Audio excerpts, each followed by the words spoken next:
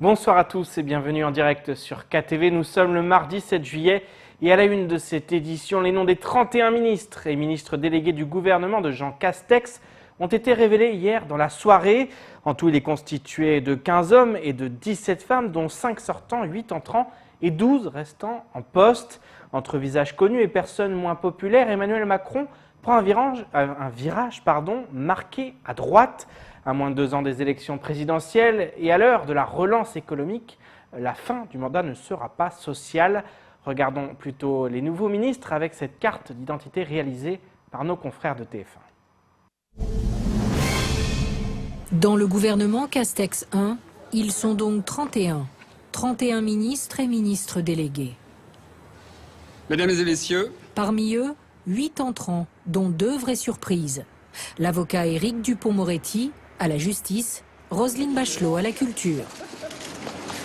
Bonjour Roselyne, bienvenue. Des visages moins connus aussi, Alain Griset, ancien chauffeur de taxi qui permet aux PME de retrouver un vrai ministère, Barbara Pompili, qui arrive à l'écologie. 12 ministres restent en poste, parmi eux, Jean-Michel Blanquer à l'éducation, Bruno Le Maire à Bercy et Jacqueline Gourault à la cohésion des territoires, tous 3 avec un périmètre élargi.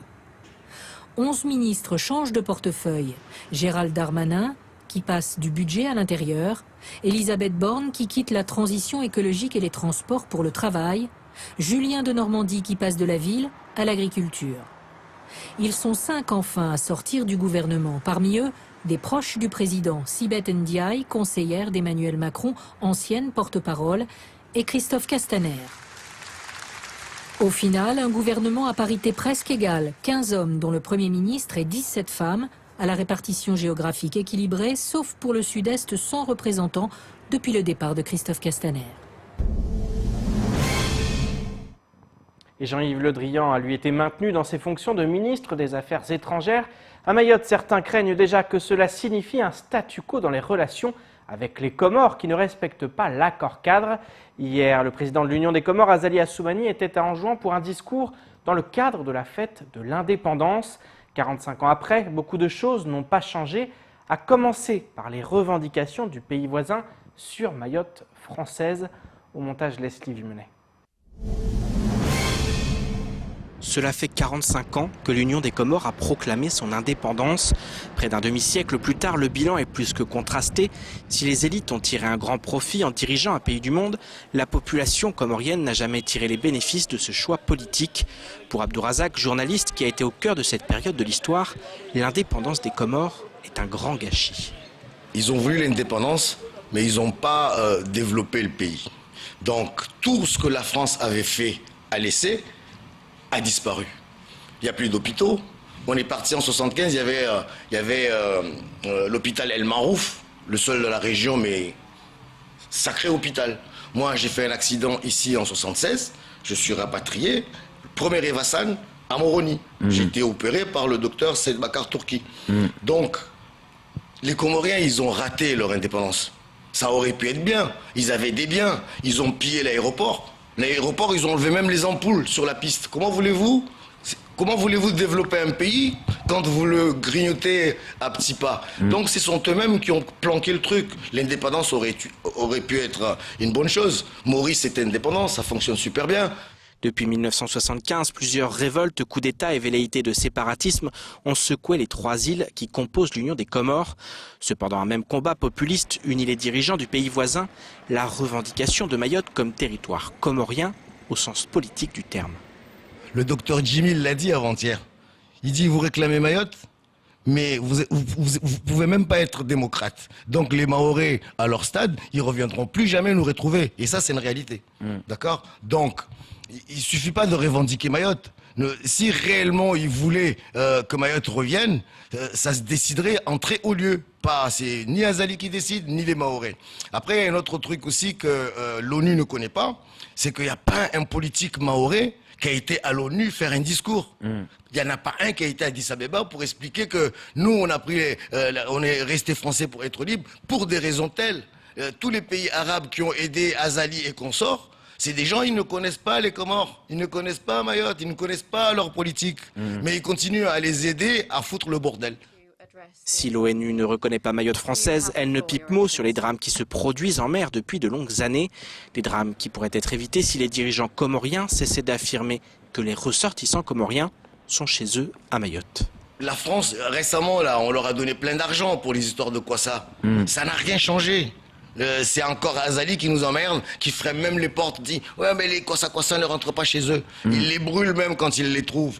Mais ils font pas le job. Ils font pas le job parce que si vraiment ils voulaient aider son peuple, il arrêterait le massacre du brin de mer qui sépare Mayotte et Anjouan. Le nombre de morts qu'il y a eu dans cette mer-là, c'est incroyable. Donc Azali, c'est un assassin. Il faut l'envoyer à La Haye. Les années passent, mais le même problème géopolitique demeure. Si Mayotte peine tant à se développer, c'est qu'elle est sans cesse freinée par un pays où l'intérêt de quelques-uns a toujours pris le pas sur l'intérêt général de la population comorienne.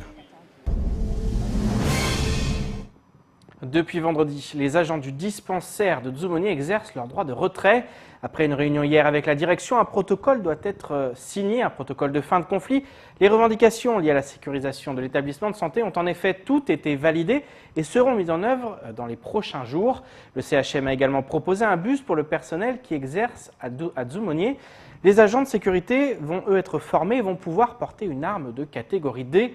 Pas du luxe sur une île où cette profession est devenue très dangereuse. C'est un problème qui touche toute l'île de Mayotte, mais quand on parle de Dzoumogné, c'est un cas particulier. On a vécu ça à Kani aussi. Là, actuellement, aujourd'hui, c'est Dzoumogné. Peut-être demain, ça serait Petite Terre ou je ne sais pas où, mais c'est un problème général que nous devons lutter, nous, des agents de sécurité de l'hôpital, qui n'est pas une chose facile. Déjà, vu l'emplacement du dispensaire de Dzoumogné, là où elle est, je ne crois pas que la sécurité peut faire grand-chose. Parce que si on peut faire une chose à Dzoumogné, c'est de prier en étant un agent de sécurité et dire, voilà, je prie à Dieu que tout se passe bien, jusqu'à demain, qu'il ne se passe rien du tout. Et place maintenant au reste de l'actualité locale avec notamment l'état d'urgence prolongé à Mayotte ou encore un recours à Kanikeli pour le second tour des élections municipales. Au montage, Leslie Vumenet. 11 148 demandes de très petites entreprises mahoraises ont d'ores et déjà été reçues au titre du premier volet du Fonds de solidarité pour un montant total versé dépassant les 16 millions d'euros. Par ailleurs, 21 112 salariés ont bénéficié du dispositif d'activité partielle pour plus d'1,8 million d'heures et pour un montant d'indemnisation versé de plus de 15,4 millions d'euros. À Mayotte, 121 demandes ont été formulées. Ces demandes concernent 317 salariés, 15 759 heures de formation pour un montant prévisionnel de 402 000 euros. Mais encore 386 entreprises bénéficient de prêts bancaires garantis par l'État pour un montant total de 66,6 millions d'euros. En complément, les banques ont accordé 888 reports d'échéance de prêts bancaires en cours. 560 entreprises ont bénéficié de reports de charges sociales et 35 entreprises ont bénéficié d'un report de charges fiscales pour plus de 376 000 euros. 14 entreprises ont de leur côté bénéficié de reports de décades douanières pour 4,7 millions d'euros. Enfin, plus d'1 million d'euros ont été versés aux sociétés pouvant bénéficier du remboursement anticipé du CICE. Le Parlement a définitivement adopté jeudi dernier le projet de loi pour la sortie de l'état d'urgence sanitaire le 11 juillet avec de possibles restrictions jusqu'à l'automne. C'est donc désormais officiel, l'état d'urgence sanitaire sera levé en France à partir du 11 juillet. Les députés ont ainsi eu le dernier mot en votant une dernière fois en faveur du projet de loi, 50 voix contre 12. Un peu plus tôt, les sénateurs avaient refusé de voter pour ce texte qui prévoit des restrictions jusqu'à l'automne, la libre circulation des personnes et l'accueil du public dans certains établissements où les rassemblements resteront bien encadrés dans certaines conditions. Des tests pourraient être imposés pour les personnes pendant des vols entre les territoires ultramarins et l'Hexagone. Cette levée de l'état d'urgence sanitaire ne concerne bien évidemment pas la Guyane et Mayotte, où il sera prolongé jusqu'au 30 octobre inclus, car le virus y est encore actif. Après Hamadi Saïd à Koungou, c'est au tour de la liste Ensemble, tout est possible, issue de la fusion Fempitia et Rassemblement pour le progrès et le renouveau de la commune de Kanikeli, de déposer un recours devant le tribunal administratif. Cette alliance était conduite par Hassani Soufiane Ayouba lors du second tour des élections municipales dans la commune de Kanikeli. Arrivé en seconde position avec un écart de seulement 11 voix, le candidat et ses soutiens dénoncent des irrégularités mais également des défaillances de l'équipe municipale en charge de l'organisation. Selon les requérants, cela a porté atteinte à la transparence et à la sincérité de cette élection. Reste maintenant à savoir si les juges seront du même avis. En effet, il est bien souvent difficile de prouver les irrégularités a posteriori, si irrégularité il y a eu. Quoi qu'il en soit, le 4e tour est déjà lancé et se jouera au tribunal administratif du département. Environnement pour clore cette édition. L'association Les Naturalistes de Mayotte est très impliquée dans la protection de l'environnement et de la biodiversité locale. À ce titre, ses membres ne cessent de tirer la sonnette d'alarme sur le massacre des tortues sur les différentes plages de l'île. L'association porte aujourd'hui un projet intitulé Life for Best pour la conservation des tortues marines dans le sud de Mayotte. Ce projet mêle sensibilisation, sciences participatives et études de terrain. Paul Arthur Avit et Leslie Vieux-Menet. Le massacre des tortues à Mayotte n'a que trop duré. Nombreux sont les acteurs à tenter d'agir pour anéantir ce fléau. Dernier projet en date porté par les naturalistes, Life for Best. C'est un projet qui est financé par le comité Life for Best, qui est un comité européen. Donc c'est un gros appel à projet européen auquel nous avons répondu, et il est financé à hauteur de 46 000 €. Présent de nuit par semaine sur les 4 plages de Sazilé, l'association a recensé 12 tortues braconnées depuis le mois de mars. Particularité de ces braconnages, durant le confinement, les modes opératoires évoluent afin que les crimes ne soient plus découverts. On s'aperçoit qu'il y a de plus en plus de volonté de la part des braconniers de cacher leur forfait en essayant d'enfouir les restes pour que ça ne se voit pas et que ça ne se sente pas non plus, puisque les tortues braconnées, ça se sent de loin. Ce projet est porté par l'association avec l'intercommunalité et les communes du Sud. En effet, le monde associatif seul ne peut rien. Ce projet de sensibilisation, il est en plusieurs activités. Une première activité qui va être l'organisation de conférences scientifiques pour le grand public, donc de vulgarisation scientifique. Une deuxième activité qui va être l'organisation de voulées naturalistes, dans l'idée de rassembler finalement les différents élus, notamment après les élections, ce sera toujours intéressant, pour discuter avec eux des mesures en termes d'environnement qu'ils pourraient prendre. On va aussi également réaliser des bivouacs de formation pour des membres d'associations et les jeunes de la communauté de Commune du Sud, et également des scolaires pour leur faire découvrir les tortues. Et enfin, on va aussi réaliser des supports visuels, notamment une exposition itinérante avec énormément de photos en lien avec les tortues et des plaquettes explicatives des enjeux de conservation des tortues. Préfecture, mairie, département, association, justice, tout le monde doit agir pour stopper le massacre et sévèrement punir les coupables.